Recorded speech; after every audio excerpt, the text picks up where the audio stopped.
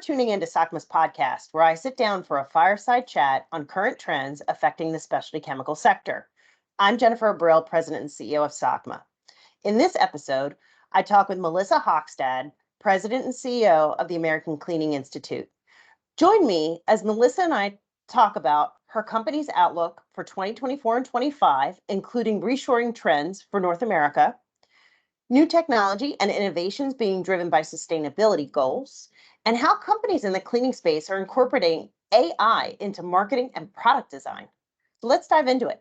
I'm absolutely thrilled to be welcoming Melissa Hockstad, who's President and CEO of the American Cleaning Institute, and a personal friend of mine for 25 years.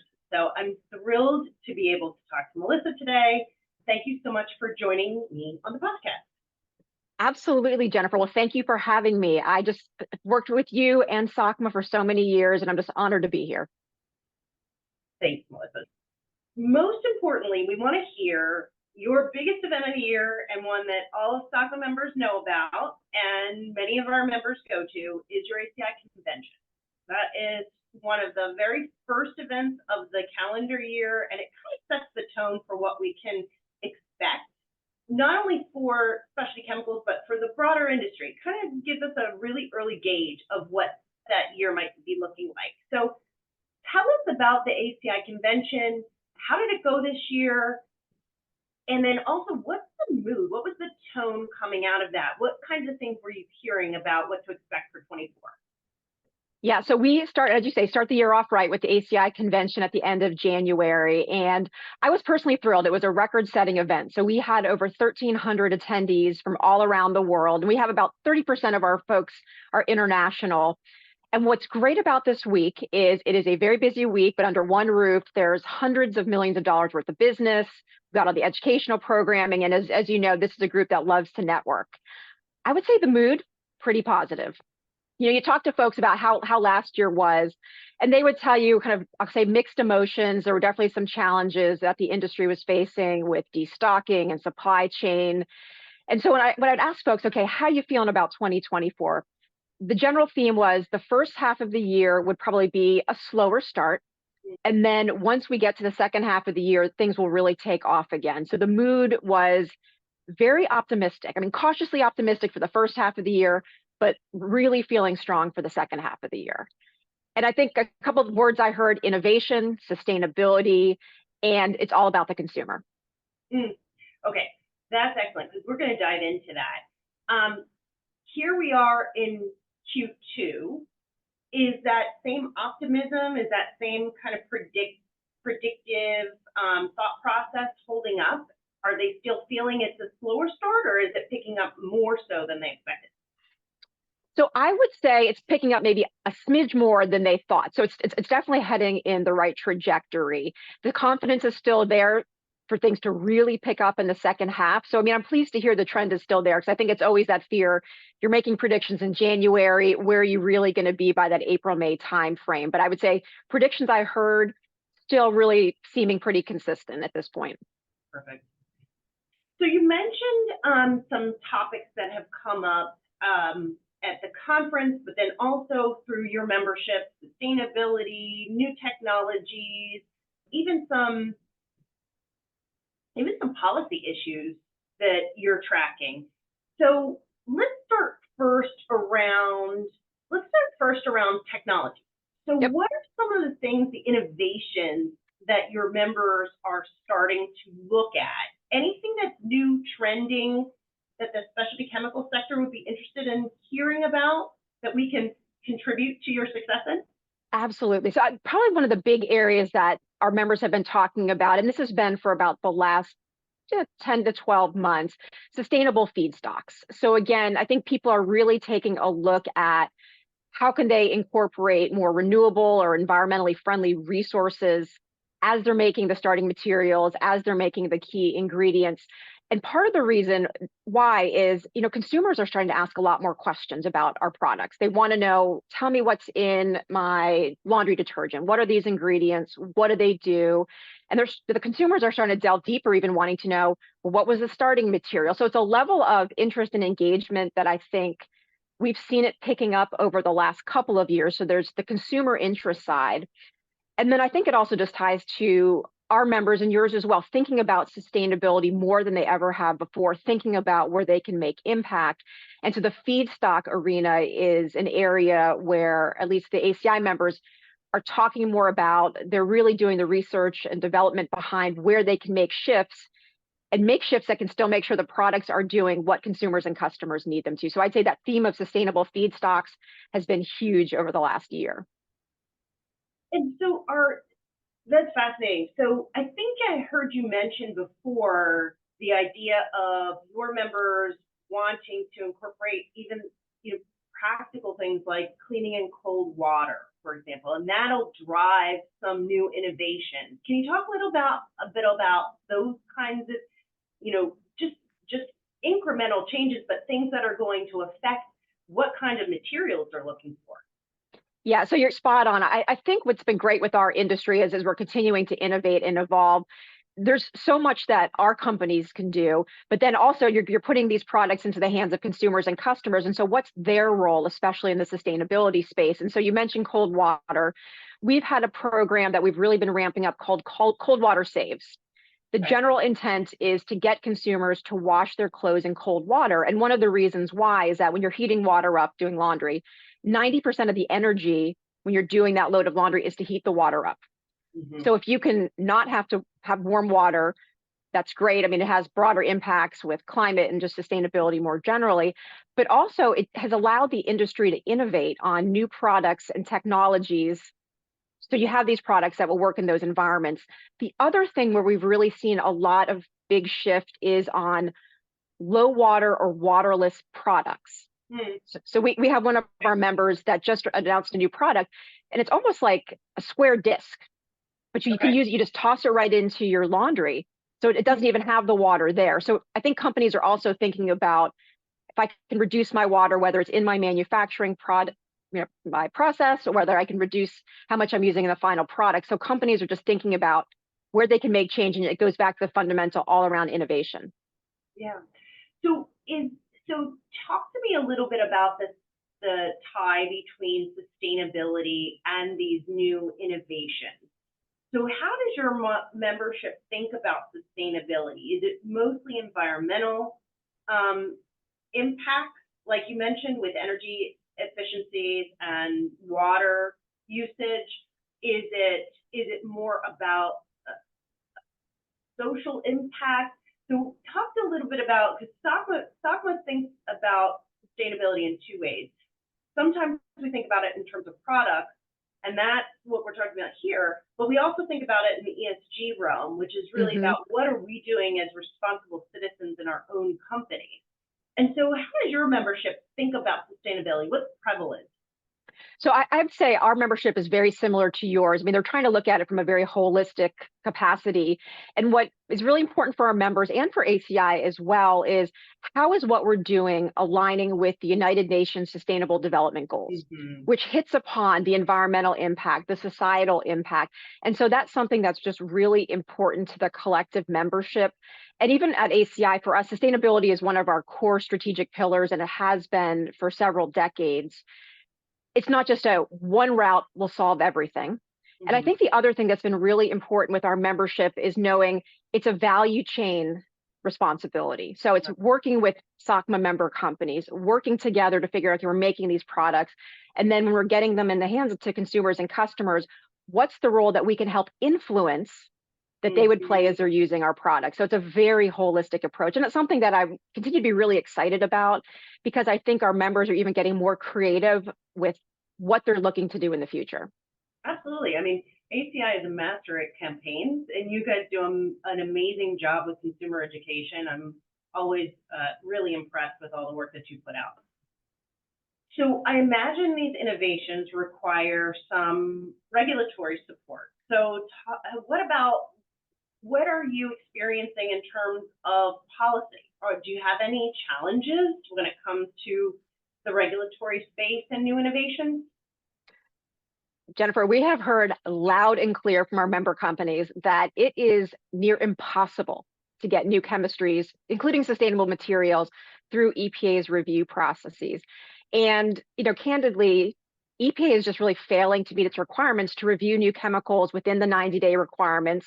And what's happening is there's a bottleneck that's getting bigger and bigger. And so our companies are saying we cannot get these new, innovative, more environmentally sustainable chemistries from reaching the US market.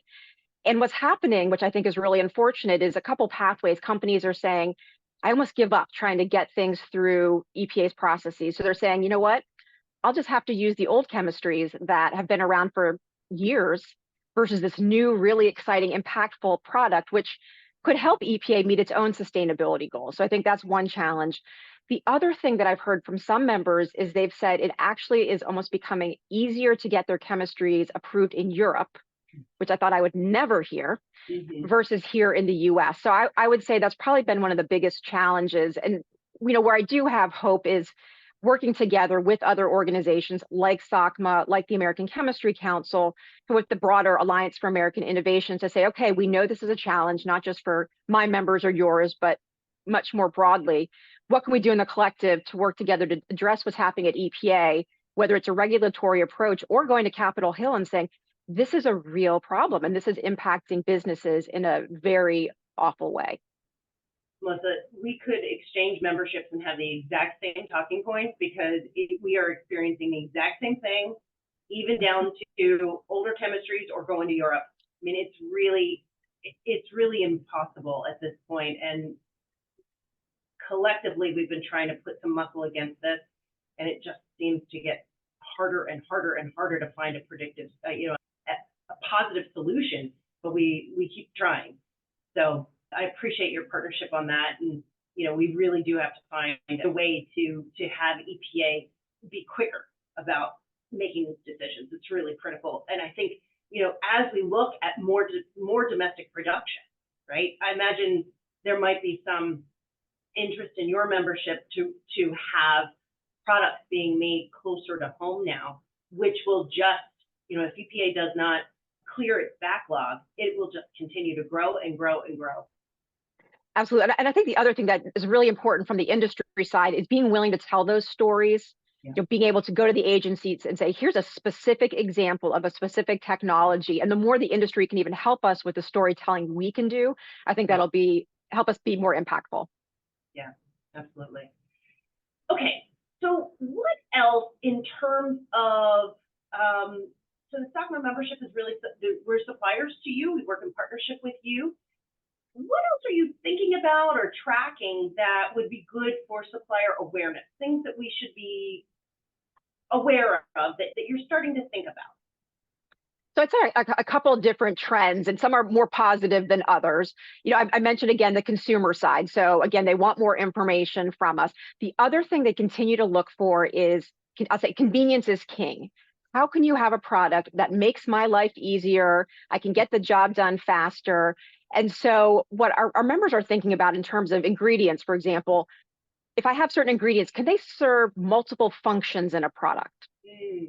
I think that's an angle. So instead of saying, well, I need this and it only does this, is there some possibility for expanding what a particular ingredient or chemistry could do in an overall product? So I think that's something that could be exciting from an innovation side, really with your members, and again, to help the industry move forward. So I think that's exciting. The other thing you totally hit upon is members looking to do more manufacturing here in the United States, or I'd even say like friendshoring. So what we're seeing in our industry is some of our companies building new manufacturing facilities in Mexico or partnering with Mexican companies just because there's good trade relationships with certain geographies. So I think that's a real kind of win for us. And I think that just comes out of what we saw during the pandemic, where supply chains were a mess. And people were just realizing, I can't have things necessarily sourced all over the globe. How do I get things made much closer to home? So I think that's another thing that could be a real positive for your members. And the other thing, and this is more on the challenging side, we're just keeping an eye on, is there is just so much more focus on ingredients and chemistries and chemicals, not only at the federal level, but at the state level. And so we're just seeing states getting a lot more active. And as you know, a lot of times good science doesn't always win. It just seems like a lot of times there's emotion behind it. And so our role as leaders and with our members is really stressing the sound science. Absolutely. we are absolutely on the same page when it comes to that. The other thing I wonder is, you and I sat in a roundtable, which was really interesting a couple weeks ago, and we heard somebody talk about the use of AI and its potential on material science. And that's a really fascinating area, I think, for all of our companies to start exploring. You're a chemical engineer, so I know that got you very excited too. So are you thinking about AI? What is going on with ACI in terms of its interest level in what AI could come to bring, and just any other thoughts you had based on that roundtable that we were at? So our members are so excited about AI. There's a couple of different areas that they're really thinking about it and already utilizing it. So you hit upon, yes, what got my attention was how it can be used in material design, writing recipes for new products. Instead of having to go to the lab and doing, 100 different tests, can you pull data from different places, figure things out more quickly? So there's a lot of interest within our own membership, how they're using it with research and development just generally. And a lot of it is on material design. The other area we're seeing within our industry is how companies are using it with marketing and communications. Again, more targeted or more specific opportunities for different groups that maybe you want to target. And even as ACI, we're thinking about how to use it because, as you mentioned, we do a lot with consumer education and outreach. So how we can make, say, for example, some sort of chat bot on the ACI website. So consumers come here, they want information about an element of our industry, and they can get ACI specific information, but in a concise way that consumers can utilize. So I know, of course, when we talk about AI, there's always risks and challenges. And I think the question a lot of folks still have is, I want to use it, but I'm a little nervous to make sure my proprietary information doesn't just kind of get out in the ether. So how is there some controls and boundaries around that as well? But high level of excitement. And at our convention, it was one of the top things that people were talking about. Yeah. Well, I'm very excited for you and for ACI, because it seems like there are a lot of really interesting things coming down the pike, things that are kind of generating new uses or new ingredients, new technologies in the cleaning space. So very excited for you. I want to thank you for sharing all this great information with us. Is there anything we haven't talked about today that I should make sure that our members know? So I would just add a little bit more context for the year ahead. And even as we're starting to look into 2025, I think that would be interesting. So, we talked about, I'd say, like the peak of our industry when the pandemic hit. People needed our products more than ever before. And it was that question of how much of a decrease and when would it flatten out and when would we start to see some change? So, we talked a bit about when could we get our Clorox wipes? That was the most important. That's right. The cleaning wipes. Well, I always joke that, consumers, I'd say before the pandemic, probably didn't really think much about our industry, but when the pandemic hit, they thought about us like never before. Talk about essential. Exactly. Cleaning is caring, cleaning is essential. Absolutely. So when we look to the year ahead and even kind of past 2024 into 2025, I mean, I think some of the positives. So, consumers are still buying our products, and I think we have still seen some challenges with inflation is easing, but it's still historically high. So we know folks are saying, okay, what can I afford? What's in my budget? But that thankfully really hasn't impacted the cleaning product supply chain. Again, on the positive, supply chains have stabilized. I think the wild card still that's out there for all of us is just disruptions around the globe, right? Whether we're talking about what's happening in the Ukraine and Russia, what's happening in the Middle East. We obviously have the upcoming presidential elections. Right. So, there's some wild cards that are out there. But when we look at overall growth prospects for the industry for the next 12 months or so, I mean, we're seeing an outlook of probably here in the U.S. about 2.5% growth. Okay. So it's not the huge levels maybe we saw at the pandemic, but it's very healthy. And as we talked about, it's definitely going in the right trajectory. Fantastic. Yeah. This is critically important. I think we are aligned on so many aspects. I mean, we're also looking at these geopolitical challenges, looking at, the risks about having materials crossing oceans and ensuring availability. So it's a really healthy place for both of our memberships to be. I appreciate and thank you for sharing all these outlooks with us, because I think this is really helping us to feel like there is a continued upward trajectory for U.S. manufacturing. So thank you. And nearshore manufacturing too. Yes, and thank you to all your members too. I mean, the specialty chemical industry plays such a critical role in so many different areas. And I can say the cleaning products value chain couldn't do all that it does without your members. So big thank you to you and your members for all that you do every day. And I just continue to be so proud of the chemical industry more broadly, just the positive impact we have on people's lives every day. Absolutely.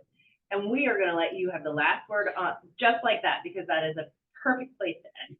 Melissa, thank you for joining us. I really appreciate it. And I wish you a very, very successful 2024. Great. Well, thank you so much. It's been a wonderful opportunity. And thank you again for all that you and your members do.